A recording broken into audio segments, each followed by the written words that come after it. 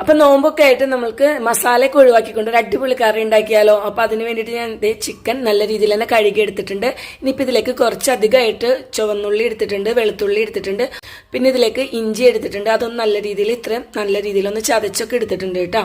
ഇനിയിപ്പോ ആവശ്യത്തിനുള്ള പച്ചമുളകും കൂടി എടുക്കുക. ഞാനിതിപ്പോൾ ചെറുതായോണ്ടാണ് കേട്ടോ ഇത്ര എടുത്തിട്ടുള്ളത്. ഇനിയിപ്പോൾ ഇതെല്ലാം കൂടെ ഇട്ടിട്ട് ചിക്കൻ നല്ല രീതിയിലൊന്ന് മിക്സ് ആക്കി എടുക്കണം കേട്ടോ. ഇനിയിപ്പോൾ ഇതിലേക്ക് ജീരകത്തിന്റെ പൊടിയും കറിവേപ്പിലയും കൂടി ചേർത്തിട്ട് നല്ല രീതിയിലൊന്ന് മിക്സ് ചെയ്തിട്ട് ഇത് ഗ്യാസിലേക്ക് നമ്മൾ വെച്ച് കൊടുക്കുന്നുണ്ട്. ഇനിയിപ്പോൾ അടുത്തതായിട്ട് ചവ്വരി ഒരു 3 ടേബിൾ സ്പൂൺ എടുത്തിട്ടുണ്ട്. അതിലേക്ക് കുറച്ച് ചൂടുവെള്ളം ഒഴിച്ചിട്ട് ഒന്ന് മാറ്റി വെക്കുക. ഇനിയിപ്പോൾ കുറച്ച് തേങ്ങ എടുത്തിട്ട് അതിൽ കുറച്ച് തേങ്ങാപ്പാൽ റെഡിയാക്കിയിട്ട് അത് ഇതിലോട്ട് ഒഴിച്ചു കൊടുക്കാം കേട്ടോ. ഈ ഒരു സമയത്ത് ഇതിലേക്ക് ആവശ്യത്തിനുള്ള കുരുമുളകിന്റെ പൊടി കൂടെ ഞാൻ ചേർത്ത് കൊടുക്കുന്നുണ്ട്. ഇതിന്റെ കൂടെ തന്നെ നമ്മൾ നേരത്തെ എടുത്തിട്ടുള്ള ചവ്വരി കൂടെ ജാറിലിട്ട് അരച്ചിട്ട് നന്നായിട്ടൊന്ന് ചേർത്ത് കൊടുക്കുന്നുണ്ട്. ഇങ്ങനെ നമ്മൾ ചേർക്കുമ്പോൾ കറി പെട്ടെന്ന് കുറുകയും ചെയ്യും, നല്ല ടേസ്റ്റും ആകും. ഇതിന്റെ കൂടെ കുറച്ച് ചില്ലി ഫ്ലേക്സും പിന്നെ കറിയൊന്നും നല്ല രീതിയിൽ താളിച്ചും കൂടി കൊടുത്താൽ നമ്മുടെ കറിയുടെ